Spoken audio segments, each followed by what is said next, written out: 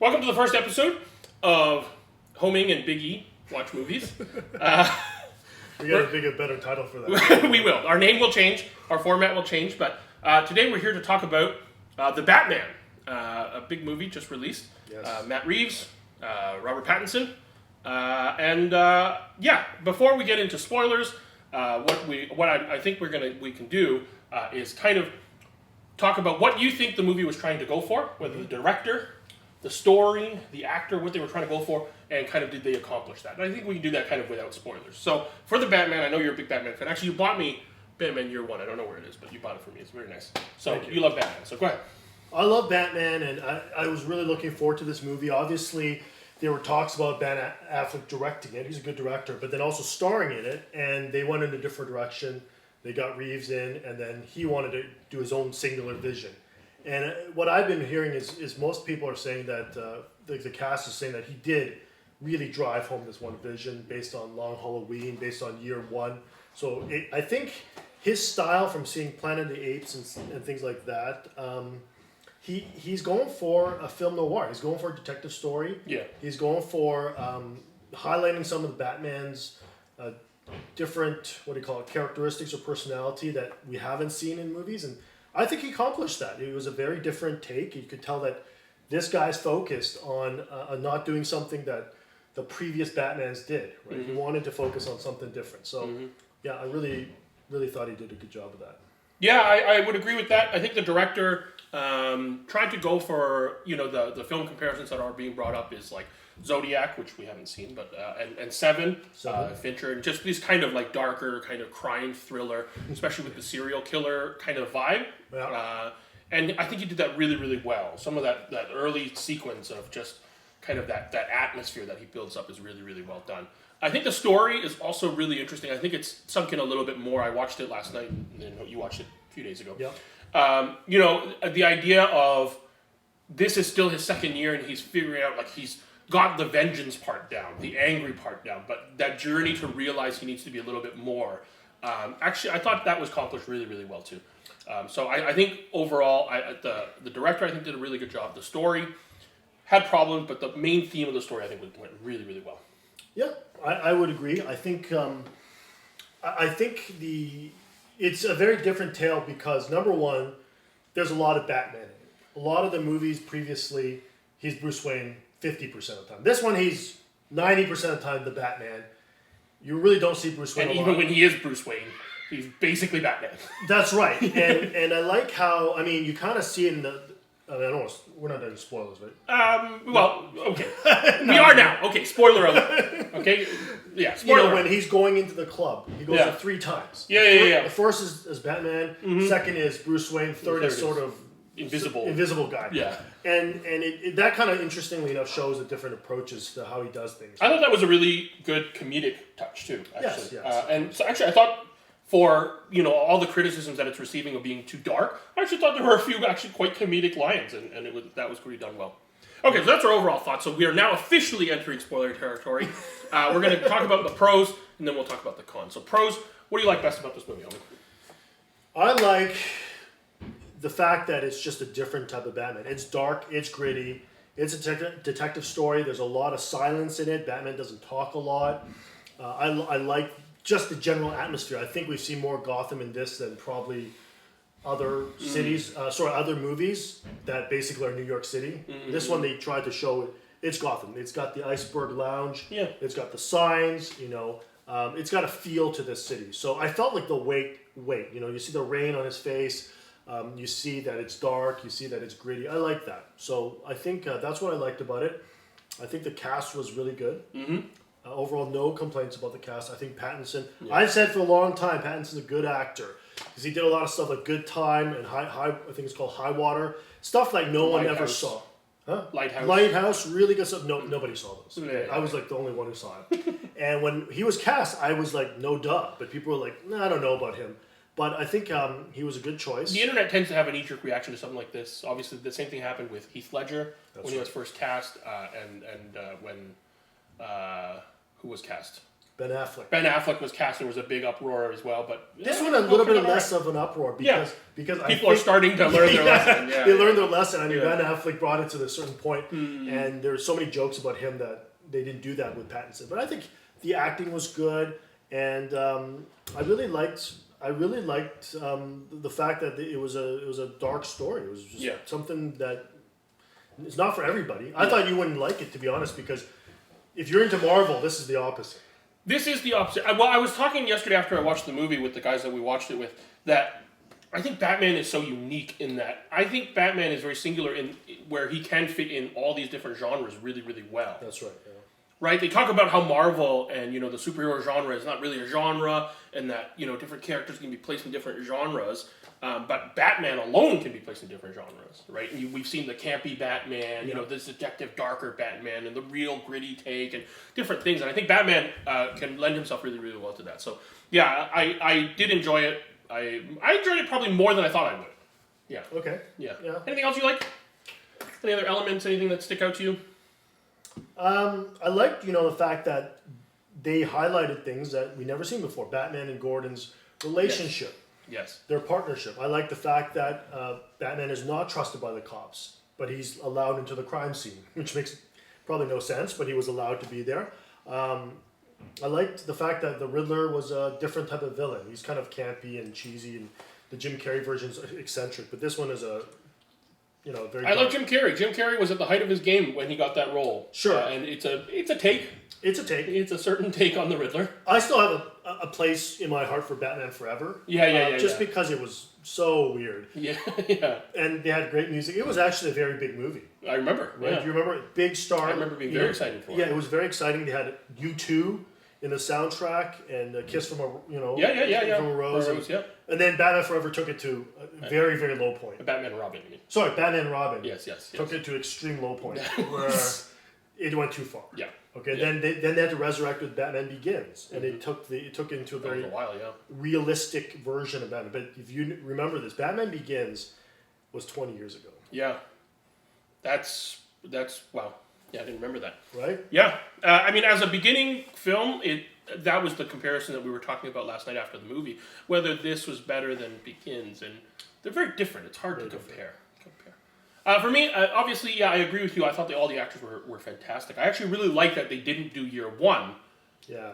That it was year two, and you could actually, especially between Gordon and Batman, you could kind of see that relationship already there. There was so much that you could read into that history was already there without having to show us. And thank goodness we didn't have to see, the pearls falling and them dying. The slow motion. The slow motion, the Zack Snyder treatment. But yeah, I really liked the actors. I really liked the relationships that were there. Even Batman and Catwoman, it reminded me a lot of the animated series, which obviously that relationship had a lot of time to flesh out there. That's what I grew up on. That was my Batman growing up. The 90s. The 90s animated cartoon. Because for some reason I didn't watch the original 89 Burton Batman until like a year or two ago.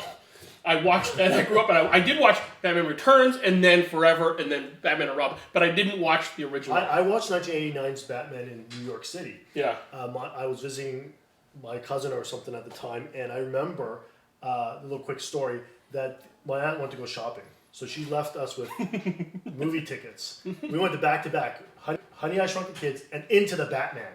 Batman 1989. And for me, as a 9-year-old, it's a little bit scary. You didn't, but that changed, everything for me because 9-year-old in New York being left alone. It was a different time. I had like a friend with me, okay, but it's a different time. Okay? Different time. 8-year-old, 9-year-old watching a movie like the 2 movies back to back. Yes. Right, and they just came. So she could have more time. She could have more time to shop. Yeah. But that started my love for the Batman, and I think. I think this movie did not disappoint for me. I really enjoyed. I think I need another watch through. Yeah. To get it, to some of the points, that maybe weren't as obvious, or some of the things that I want to see again. Yeah, I really did like kind of the detective angle, and they kind of played that up a lot. One of the things, and this will segue into what kind of the cons and the stuff we didn't like. One of the things that I didn't like before, and I didn't really like afterwards, but that introduction was the Batmobile. Oh. I hate the look of it. I still hate the look of it. But it's the Fast and Furious Batmobile. Yeah, and it's so out of place with all these other modern cars on the highway and that kind of stuff. But I will admit, because we watched it in IMAX, Like at that first rumbling sound and the engine is glowing. Yeah. That was pretty cool. What Batmobile do you think? You know, you would like the Bat Tank, which is the Tumbler. Yeah, I like that. I mean, again, I grew up with the animated series. I was okay with the car. Yeah, I was okay with the car because it's the year 2 Batman. He doesn't. It's basically a muscle car that he, bulletproofed a little bit. Doesn't have guns on it. Right. It's just a fast car. All right. So we'll go to cons. What did you not like about the movie? There's not a whole lot for me. I think the third act was a little bit clumsy for me. I don't think the movie dragged, but there were certain points where it's not like the pacing dragged, but you're asking yourself, why is this happening? Or is this really necessary? And so for me, the third act of the final riddle, if you want to call it, and the flooding did not make a lot of sense to me. And I thought it went into very much more like, it felt like The Dark Knight Rises, where there's like a fight that doesn't really need to be there. Right. And the other thing, logically, is nobody would build a city where a few bombs would decimate the city because it's underneath the sea level, right? Yes. And the other thing is, why would you go, this really bothered me, into a building that's even more below in its street level to hide? I mean, the opposite would happen, right? You would go above water to run to the nearest mountain. So I didn't really like that, and I didn't really like the fact that it got into a little bit of a fight with goons. Yes. Instead of Batman matching intellects. Because I thought he was a step behind the Riddler the whole time. Fine, that's okay, because he's trying to keep up with him. But at the end, he should triumph. 2 Batman, and That's what I think was a bit more. Yeah. But I understand the point was they wanted to expose Batman to people, and he's a symbol of hope now. He's not just vengeance. Yeah, and I think because the whole point of fighting the goons was that the goon claimed the same line, that he is also vengeance. And that, I think, was the realization point for him. So I get what they were trying to get at, but I totally agree with you that the Riddler, of all people, that final riddle should have been something a bit more clever than, I have bombs around the... Do you like the fact that he went to prison early? No, there was no reason. Again, based on the Fincher movie, we have seen Seven. That was really clever, right? Kevin Spacey, had to turn himself in order to demand to be driven to that middle of the place. He had a reason to turn himself in. Right. But the Riddler here shot and then ran away and then decided to get caught. Why did he run away, first of all, if he wanted to just get caught? That's right. And then when he got caught, why? It's just for dramatic effect. Yeah, totally. It's for that trailer that we've seen that it can start like that. And I mean, it's a little bit of a stretch, to believe that, okay, that's where he's going to exit from. I'm going to rent an apartment here for 6 years. Just this exact spot. Well, I mean, I think we're nitpicking on some plot points. Fine, yeah. I think overall you definitely liked it. But I mean, there was another one that I saw that was talking about how, it was the only way that the Riddler could get Carmine out into the open. Actually, he was at the funeral. And the Riddler was there too. He was everywhere. He was everywhere. But it was symbolic because he had to be under a light. Yeah, I get it. Sure. It was a little bit of a weak point. Yeah. For me, I didn't love that. I just thought as the Riddler, the person that's supposed to challenge Batman's intellect, there wasn't really a big challenge of intellect. That's right. At the very end. Yes. At the very end. I thought it was leading up to something and it would be something... The other thing that, this is a sort of, we call it side point, is the role of the trailer nowadays. I think the problem with the role of the trailer is that you're trying to entice the audience. So you're showing some key parts of the movie that end up spoiling the movie. Yeah. So unless you avoid it altogether, which nobody does, because there's millions... Some people do. Fine, but I did. I didn't, and I won't, yeah. Right? You saw, if you actually look back at the trailer, you see the map. Yes. You see the map. Oh, being pulled up. You see the final fight. Right. You see that he gets arrested. Yes. That's the problem with the trailer that I did see that, so I kind of knew what was coming. Right. And actually, even one of the most gorgeous of several really gorgeous shots, that hallway fight where it's just lit by the gun muzzle flashes. Right. Beautiful shot, but that was, we saw that already. We saw that before the movie. But speaking of that shot, did you like the fact that Batman could take as much damage as Iron Man? Yeah, and nothing still hits his face. Including the bomb. Yeah. Which is this close. And the bridge that he slams into. Yes. And just walks off. So I think that stuff goes a little bit beyond nitpicking kind of plot points. That's just really obvious fluctuating survivability levels, like tank levels. That's a little odd, but he's going for dramatic. It goes into the very superhero comic book thing. Yeah. Where when you watch Captain America, he's taking the same kind of Right. He's jumping off this, jumping off that, and he seems to be fine. Yeah, and so I think we talked about this last night too. That Nolan's Batman they tried to keep him very, very grounded. That's right. Even between I think Begins and Dark Knight, he's talking about how he can turn his neck and even kind of really, really basic things like that. Whereas I think this has the realism, but it's that heightened realism. Where I think there is a little bit of that, right? But then why do the flying squirrel suit? I thought that was so silly. Yeah, he has a cape. He has a cape. It didn't look cool. It did not look cool. It was out of place, and I get that he's trying his gear out. Yes. So the next movie maybe has a fully fleshed out cape where it's the Christian Bale thing where and then it goes. It stiffens. Yeah. But the Batman glides with his cape. He doesn't glide with the squirrel suit, and it looks stupid. With a parachute, like he can only do that one time. He can only do that one time. It's He's gone. done. Yeah. So there's some things that I didn't particularly love about some of the gear in the Batman, but that's a little bit of a nitpick. It is. I think his suit looked cool. I think his suit looked great. Yeah. Somehow it works. Right. Yeah, I even like the kind of big knife. That's right. Yeah, that's kind of cool. That's right. It's yeah. I mean, I know some people have a problem, but how is that different than just anything else from his? If you hated the Batmobile, did you like the Bat bike? No. Oh my goodness. That like Vespa that he bought secondhand off of Kijiji. Yes. It looks super cheap. It looks so cheap. Did it have a bat symbol? No, I think the end one anyway had kind of ears for his in the front. I just think that was a weak final scene where he's driving off in the sunset, literally. Yeah, I actually think that it probably should have ended at the stadium shot with his voiceover about kind of learning to be Hope. I thought that whole epilogue about, I guess he needs to talk to Catwoman. And about him actively choosing to go back into a city that he knows eventually will kill him and crush him. Kind of that's fine, active choice. But maybe she could have just went away. He goes and looks into the sunset. Right. Not driving. Yeah, the riding was... The riding looked slow. He was going through a cemetery. He was cruising along, and then he just turns around, and he goes, and then that's a final shot. Yeah. A little bit of a nitpick. It worked well for the end of Fast and Furious 7. So that's what they were going for, maybe, and then the split. Yeah, but the actor has to die. For that. Yeah. Okay, well, I think that's a good place to stop it. So what is our grading scale? Well, we use A, B, C, D. Oh, okay. But we could use something else in the future. Yeah. Something more clever. So what's your final grade? I'd have to give it. It's in the A zone. I'd give it an A minus. The other movies that I'd give an A for Batman are Dark Knight Begins, obviously. And 1989's Batman for the iconic.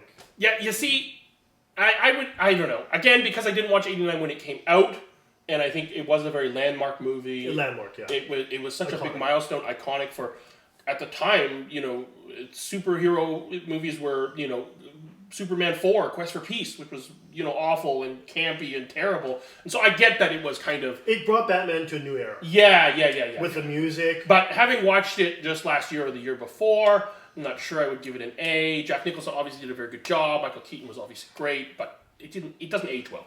Anyway, sure. Yeah, so my final score is probably in the B zone, but on the high end of the B zone. I think there were parts of this movie that were some of the best in all of the Batman films. Yeah. Just in terms of the execution of the tone, really, really well done. I thought, Robert Pattinson as Batman was very good. That detective side, really, really good. Again, some of the atmosphere, some of the just when you start hearing his steps in the dark, where you don't even have to, he doesn't have to be there, and it's just shots of, a dark hallway and a dark door, and you can, that atmosphere is really, really well done. I think some of the best. It rains a lot in Gotham, though, I realize. It rained every night in Gotham, I think. I don't think it was a little bit much, but I realize they're going for the Arkham Knight kind of thing. But yeah, so B+ for me, B+. Okay. There were kind of relationships that didn't need to be there. I thought the Riddler final thing was just too weak, given that it's the Riddler and that's what you're focusing on. Oh, we didn't even talk about how unnecessary the Joker tie-in and introduction was. I did not like that.